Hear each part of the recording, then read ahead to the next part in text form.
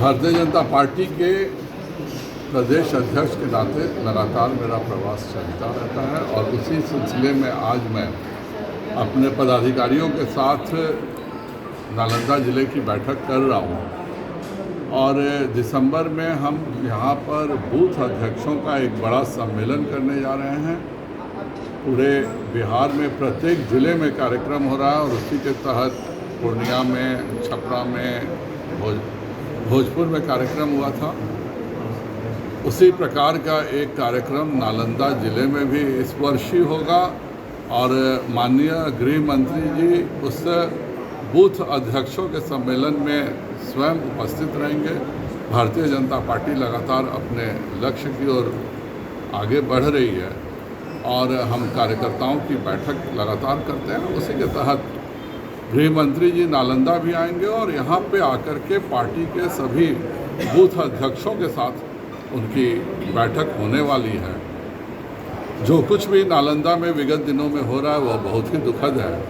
अब बिहार में अपराधियों को लग रहा है कि सबसे सुरक्षित अपराध करने का स्थान पटना हो गया है और जिस प्रकार से हमारे हरनौत के एक मुखिया जी के पति की हत्या हुई और वो भी पाटलिपुत्रा थाना के महज 200 गज दूर पे होती है।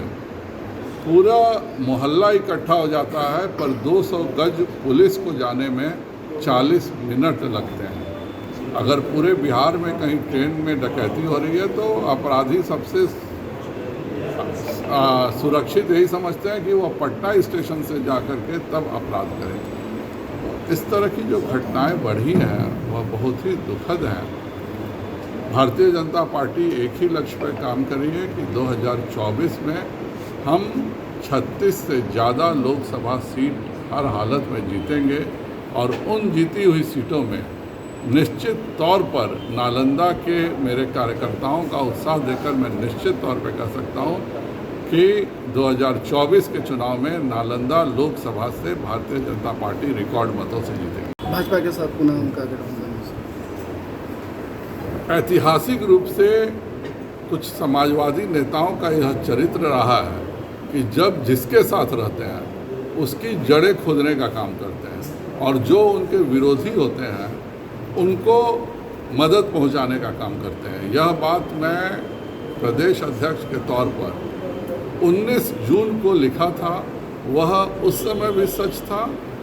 आज की भी परिस्थितियों में जिस तरह की बातें चल रही हैं उस तरह की चर्चाएं, जाहिर बात है कि सब कोई दाहिने बाएं कर रहे हैं पर भारतीय जनता पार्टी ने निश्चित तौर पर अब इस गठबंधन में किसी को भी शामिल नहीं करेंगे। अब हम नौवा पास तो है नहीं कि एक बार में कहें कि पहला कैबिनेट होगा और एक दस्तखत में दे देंगे कि सरकारी नौकरियों की अपनी एक सीमा है और यह पूरे बिहार में और देश में केंद्र सरकार की जितनी नौकरियां उपलब्ध हैं सबों का डाटा निकाला गया तब जाकर के यह पहुंचा है।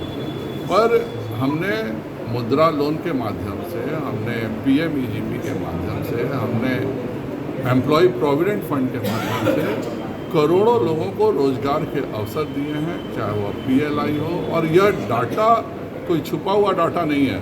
आप मुद्रा लोन पे 10 लाख से ऊपर नौकरियों का डाटा देखिए।